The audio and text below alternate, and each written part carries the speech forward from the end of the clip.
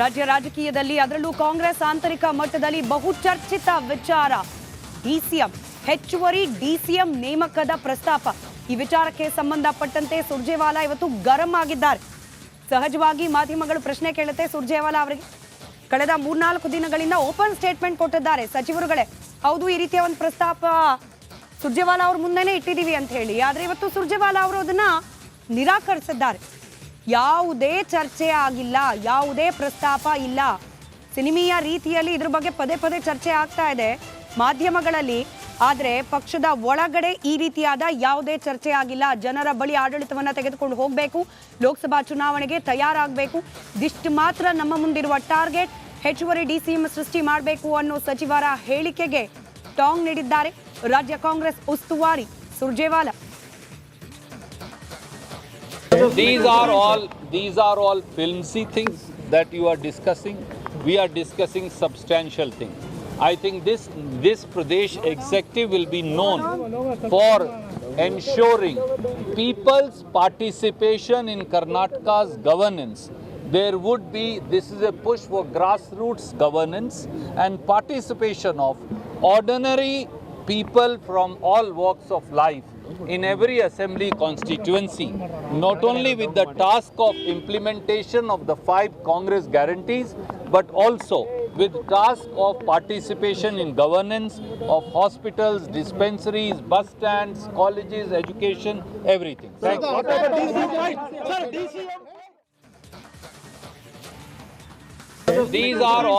These are all filmy things that you are discussing. We are discussing substantial things. I think this Pradesh executive will be known for ensuring people's participation in Karnataka's governance. There would be, this is a push for grassroots governance and participation of ordinary people from all walks of life in every assembly constituency. Details ನಮ್ಮ ಪ್ರತಿನಿಧಿ ಬಸವರಾಜ್ ನೀಡ್ತಾ ಹೋಗ್ತಾರೆ. Basavaraj, open statement ಮಾಧ್ಯಮಗಳ ಮುಂದೆನೇ ಸಚಿವರುಗಳು ಕೊಟ್ಟಿದ್ದಾರೆ. ಹೌದು, ಹೆಚ್ಚುವರಿ ಡಿಸಿಎಂಗೋಸ್ಕರ ನಾವು ಸುರ್ಜೇವಾಲಾ ಅವ್ರ ಮುಂದೆನೇ ಬೇಡಿಕೆ ಇಟ್ಟಿದ್ದೀವಿ ಅಂತ ಸುರ್ಜೇವಾಲಾ ಹೇಳ್ತಿದ್ದಾರೆ. ಆ ರೀತಿ ಪ್ರಸ್ತಾಪನೇ ಇಲ್ಲ. ಸಚಿವರು ಸುಳ್ಳು ಹೇಳ್ತಿರೋದಾ, ಸುರ್ಜೇವಾಲಾ ಸುಳ್ಳು ಹೇಳ್ತಿರೋದಾ ಅಂತ?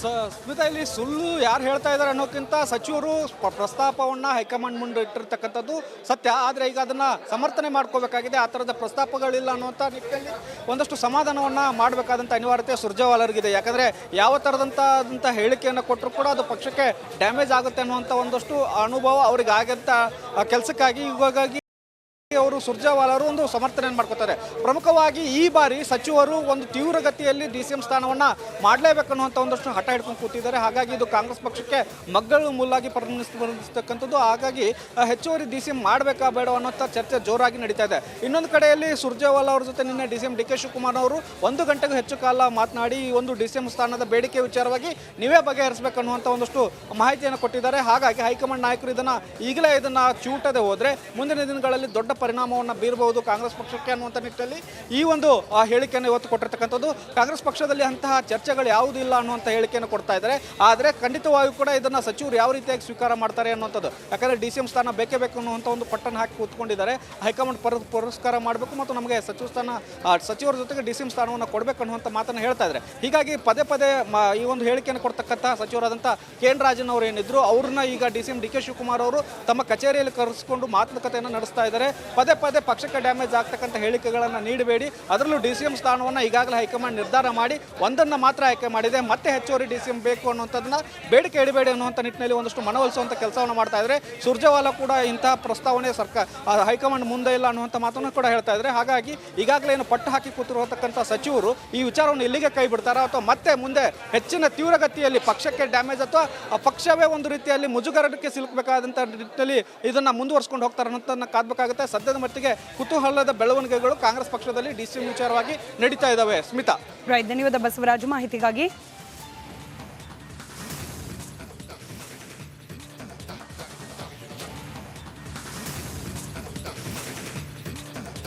ಕಾಂಗ್ರೆಸ್ ಪಾಳ್ಯದಲ್ಲಿ 3 ಡಿಸಿಎಂ ಹುದ್ದೆಗೆ ಕೂಗು ಹೆಚ್ಚಾಗ್ತಾ ಇದೆ. ಸಚಿವರು ಇದನ್ನ ಪ್ರಸ್ತಾಪ ಮಾಡ್ತಿದ್ದಾರೆ. ಕೆ.ಎನ್. ರಾಜಣ್ಣ ಅವರು ಕೂಡ 3 ಡಿಸಿಎಂ ಹುದ್ದೆ ಸೃಷ್ಟಿಯಾದ್ರೆ ತಪ್ಪೇನು ಅನ್ನೋದನ್ನ ಪ್ರಶ್ನೆ ಮಾಡಿದ್ರು. ಇದರ ಬೆನ್ನಿಗೆ ಈಗ ಡಿಸಿಎಂ ಡಿಕೆ ಶಿವಕುಮಾರ್ ಅವರ ಜೊತೆಗೆ ಕೆಎನ್ ರಾಜಣ್ಣ ಅವರ 1-to-1 ಮೀಟಿಂಗ್ ಆಗ್ತಾ ಇದೆ ಅನ್ನೋದ್ರ ಡೀಟೇಲ್ ಸಿಗ್ತಾ ಇದೆ. ಕೆಪಿಸಿಸಿ ಕಚೇರಿಯಲ್ಲಿ 1-to-1 ಮಾತುಕತೆ. ಲೋಕಸಭೆ ಮೀಟಿಂಗ್ ಮುಗಿಸಿ ಹೋಗ್ತಾ ಇದ್ರಂತೆ ರಾಜಣ್ಣ ಅವರನ್ನ ಕರೆದು ಡಿಕೆ ಶಿವಕುಮಾರ್ ಮಾತನಾಡಿಸಿದ್ದಾರಂತೆ.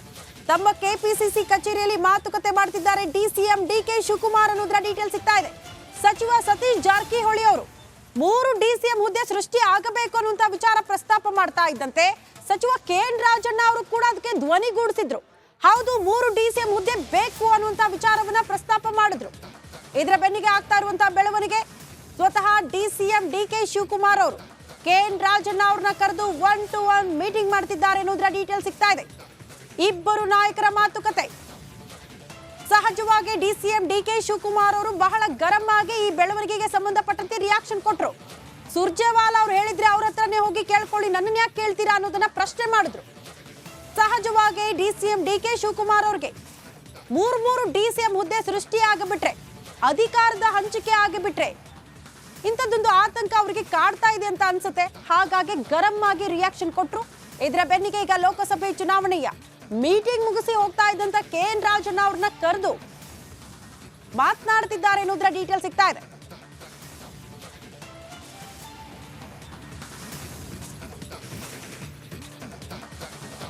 ಸಹಜವಾಗಿ ಬಹಳ ಕುತೂಹಲ.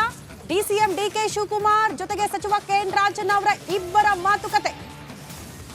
3 ಡಿಸಿಎಂ ಪಟ್ಟದ ಕೂಗು ಹೆಚ್ಚಾಗ್ತಾ ಇದೆ. ಒಬ್ಬೊಬ್ಬ ಸಚಿವರು ಧ್ವನಿಗೂಡಿಸುತ್ತಿದ್ದಾರೆ, 3 ಡಿಸಿಎಂ ಬೇಕು, ಸಮುದಾಯವಾರು ಪಟ್ಟ ಹಂಚಿಕೆ ಆಗಬೇಕು ಅಂತ. ಸ್ವತಃ ಸಿಎಂ ಸಿದ್ದರಾಮಯ್ಯನವರು ಕೂಡ ಈ ವಿಚಾರವನ್ನ ಹೈಕಮಾಂಡ್ ಮುಂದೆ ಪ್ರಸ್ತಾಪ ಮಾಡಿದ್ದಾರೆ. ಆ ಮೂಲಕ ಡಿಸಿಎಂ ಡಿಕೆ ಶಿವಕುಮಾರ್ ಅವರನ್ನ ಕಟ್ಟಿ ಹಾಕುವಂತ ಪ್ರಯತ್ನ ಕಾಂಗ್ರೆಸ್ ಪಾಳ್ಯದಲ್ಲಿ ಆಗ್ತಾ ಇದೆ ಅನ್ನೋದು ಬಹಳ ಸ್ಪಷ್ಟ. ಈ ಆತಂಕದ ಮೇರೆಗೆ ಸುರ್ಜೇವಾಲಾ ಅವರೇ ಅಭಯ ಕೊಟ್ಟಿದ್ದಾರೆ, ಆಗತ್ತೆ ಅಂತ ಭರವಸೆ ಕೊಟ್ಟಿದ್ದಾರೆ. ಏನ್ ಹೇಳ್ತೀರಿ ಅಂತ ಒಂದು ರಿಯಾಕ್ಷನ್ ಕೇಳಿದ್ರೆ ಗರಂ ಆಗಿ ಆನ್ಸರ್ ಕೊಡ್ತಾರೆ ಡಿಸಿಎಂ ಡಿಕೆ ಶಿವಕುಮಾರ್ ಸಾಹೇಬ್ರು.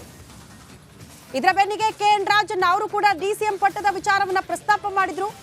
ಏನ್ ಬೆಳವಣಿಗೆ ಆಗ್ತಾ ಇದೆ ಅನ್ನೋದ್ರ ಬಗ್ಗೆ ಮಾತನಾಡ್ತಿದ್ದಾರಾ ಅಥವಾ ಈ ಬಹಿರಂಗ ಹೇಳಿಕೆಗಳಿಗೆ ಸಂಬಂಧಪಟ್ಟಂತೆ ಇಬ್ಬರ ಮಧ್ಯೆ ಮಾತುಕತೆ ಆಗ್ತಾ ಇದೆಯಾ ಗೊತ್ತಿಲ್ಲ. ಸದ್ಯ ಲೋಕಸಭೆ ಚುನಾವಣೆಯ ಮೀಟಿಂಗ್ ಮುಗಿಸಿ ಹೋಗ್ತಾ ಇದ್ದಂತ ಕೆಎನ್ ರಾಜಣ್ಣ ಅವರನ್ನ ಕರೆದು ಮಾತನಾಡಿಸ್ತಿದ್ದಾರೆ ಡಿಕೆ ಶಿವಕುಮಾರ್ ಅನ್ನೋದ್ರ ಡೀಟೇಲ್ ಸಿಗ್ತಾ ಇದೆ. ಗ್ಯಾರಂಟಿ ಯೋಜನೆಗಳ ಅನುಷ್ಠಾನಕ್ಕೆ ಸಮಿತಿಯ ರಚನೆ ಮಾಡಲಾಗಿದೆ ಅಂತೆ. ರಾಜ್ಯ, ಜಿಲ್ಲಾ, ತಾಲೂಕು, ವಿಧಾನಸಭೆ ಕ್ಷೇತ್ರವಾರು ಸಮಿತಿ. ರಾಜ್ಯ ಮಟ್ಟದ ಸಮಿತಿ ಅಧ್ಯಕ್ಷರಿಗೆ ಸಂಪುಟ ದರ್ಜೆಯ ಸ್ಥಾನಮಾನ ಕಾಂಗ್ರೆಸ್ ಸಭೆಯಲ್ಲಿ ಸಿಎಂ ಸಿದ್ದರಾಮಯ್ಯನವರು ಘೋಷಣೆ ಮಾಡಿದ್ದಾರೆ ಅನ್ನೋದ್ರ ಡೀಟೇಲ್ ಸಿಗ್ತಾ ಇದೆ. 5 ಮಂದಿ ಉಪಾಧ್ಯಕ್ಷರಿಗೆ ರಾಜ್ಯ ಸಚಿವ ಸ್ಥಾನಮಾನ. ಉಳಿದ ಸಮಿತಿ ಅಧ್ಯಕ್ಷ, ಉಪಾಧ್ಯಕ್ಷರು, ಸದಸ್ಯರಿಗೆ ಗೌರವಧನ ನೀಡಲಾಗುತ್ತೆ. ಗ್ಯಾರಂಟಿ ಯೋಜನೆಗಳ ಪ್ರಚಾರಕ್ಕೆ ಸರ್ಕಾರದ ಹಣ ಉಪಯೋಗ ಮಾಡಲಾಗುತ್ತೆ.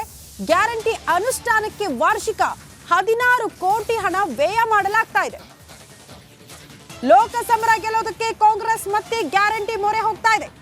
ವಿಧಾನಸಭೆ ಚುನಾವಣೆಯಲ್ಲಿ ಕಾಂಗ್ರೆಸ್ ಕೈ ಹಿಡಿದಿದ್ದು ಕೂಡ ಇದೇ ಗ್ಯಾರಂಟಿ ಯೋಜನೆಗಳು ಅನ್ನುವಂತ ಲೆಕ್ಕಾಚಾರ.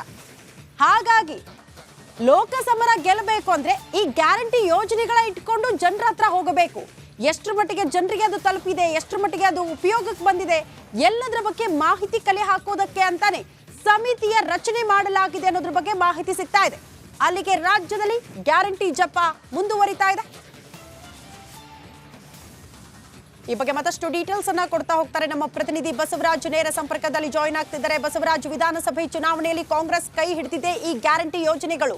ಈಗ ಲೋಕಸಮರಕ್ಕೂ ಕೂಡ ಅದೇ ಪ್ಲಾನ್ ಎಕ್ಸಿಕ್ಯೂಟ್ ಮಾಡೋದಕ್ಕೆ ಸರ್ಕಾರ ಮುಂದಾಗ್ತಾ ಇದೆಯಾ? ಇವತ್ತಿನ ಸಭೆಯಲ್ಲಿ ಏನೆಲ್ಲ ಬೆಳವಣಿಗೆ ಆಯ್ತು, ಡೀಟೇಲ್ಸ್ ಅನ್ನ ಕೊಡ್ತಾ ಹೋಗೋದಾದ್ರೆ.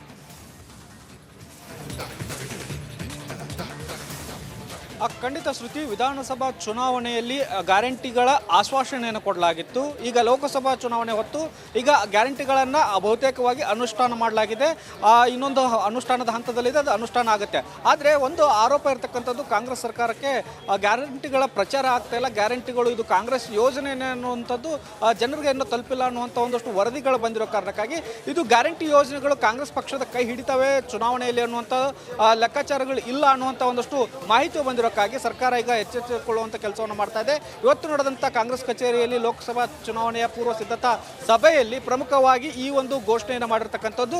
ಒಂದು ರಾಜ್ಯ ಮಟ್ಟದ ಸಮಿತಿಯನ್ನು ಮಾಡಿ ಅದಕ್ಕೆ ಅಧ್ಯಕ್ಷರು 5 ಜನ ಉಪಾಧ್ಯಕ್ಷರನ್ನು ನೇಮಿಸಿರ್ತಕ್ಕಂಥದ್ದು. ಅವರಿಗೆ ಅಧ್ಯಕ್ಷರಿಗೆ ಕ್ಯಾಬಿನೆಟ್ ದರ್ಜೆಯ ಸ್ಥಾನಮಾನವನ್ನು ಮತ್ತು 5 ಜನ ಉಪಾಧ್ಯಕ್ಷರಿಗೆ ರಾಜ್ಯ ಖಾತೆ ಸ್ಥಾನಮಾನವನ್ನು, ಸಚಿವ ಖಾತೆಯ ಸ್ಥಾನಮಾನವನ್ನು ಕೊಡುವ ಮೂಲಕ ಮತ್ತು ತಾಲೂಕು ಮಟ್ಟ, ಜಿಲ್ಲಾ ಮಟ್ಟ ಮತ್ತು ವಿಧಾನಸಭಾ ಮಟ್ಟದಲ್ಲಿಯೂ ಕೂಡ ಸಮಿತಿ ರಚನೆಗಳನ್ನು ಮಾಡಿ ಗ್ಯಾರಂಟಿಗಳನ್ನು ಪ್ರಚಾರ ಮಾಡ್ತಕ್ಕಂಥದ್ದು ಮತ್ತು ಗ್ಯಾರಂಟಿಗಳ ಈಗಾಗಲೇ ಅನುಷ್ಠಾನ ಮಾಡಲಾಗಿದೆ. ಆ ಅನುಷ್ಠಾನದ ಮೂಲಕವೇ ಮತ್ತೆ ನಾವು ಲೋಕಸಭಾ ಚುನಾವಣೆಯಲ್ಲಿ ಹೆಚ್ಚಿನ ಸ್ಥಾನವನ್ನು ಗೆಲ್ಲಬೇಕನ್ನುವಂಥ ನಿಟ್ಟಿನಲ್ಲಿ ಈ ಒಂದು ರಣತಂತ್ರವನ್ನು ಮಾಡಲಾಗ್ತಾ ಇದೆ. ಇಲ್ಲಿ ಒಂದು ಪ್ರಮುಖವಾಗಿ ಗಮನಿಸಬೇಕಾಗಿರ್ತಕ್ಕಂಥದ್ದು, ಸರ್ಕಾರದ ಈ ಯೋಜನೆ ಕಾಂಗ್ರೆಸ್ ಪಕ್ಷಕ್ಕೆ ಲಾಭ ಆಗಬೇಕನ್ನುವಂಥ ನಿಟ್ಟಿನಲ್ಲಿ ಈ ಒಂದು ಸಮಿತಿಯನ್ನು ರಚನೆ ಮಾಡಲಾಗಿದೆ. ಸರ್ಕಾರದ ವಾರ್ಷಿಕವಾಗಿ 16 ಕೋಟಿ ರೂಪಾಯಿ ವ್ಯಯವನ್ನು ಮಾಡುತ್ತೆ ಅನ್ನುವಂಥ ಮಾತನ್ನು ಹೇಳ್ತಾ ಇದ್ದಾವೆ. ಎಲ್ಲೋ ಒಂದು ಕಡೆ ಇದಕ್ಕೊಂದು ಮುಂದೆ ಆಪಾದನೆಗಳು ಕೂಡ ಬರಬಹುದು. ಯಾಕಂದರೆ ಸರ್ಕಾರದ ಹಣವನ್ನು ಬಳಸಿಕೊಂಡು ಕಾಂಗ್ರೆಸ್ ತನ್ನ ಪ್ರಚಾರಕ್ಕೆ ಬಳಸ್ಕೊಂಡು ಮತ್ತು ಹೆಚ್ಚಿನ ಸ್ಥಾನಕ್ಕೆ ಗೆಲ್ಲೋಕ್ಕೆ, ಚುನಾವಣೆಯಲ್ಲಿ ಲಾಭ ಪಡೆದುಕೊಳ್ಳೋಕ್ಕೆ ಈ ಒಂದು ಸಮಿತಿಗಳನ್ನು ಮಾಡಿಕೊಂಡು ಅನ್ನುವಂಥ ಒಂದಷ್ಟು ಆಪಾದನೆಗಳು ಕೂಡ ಬರಬಹುದು.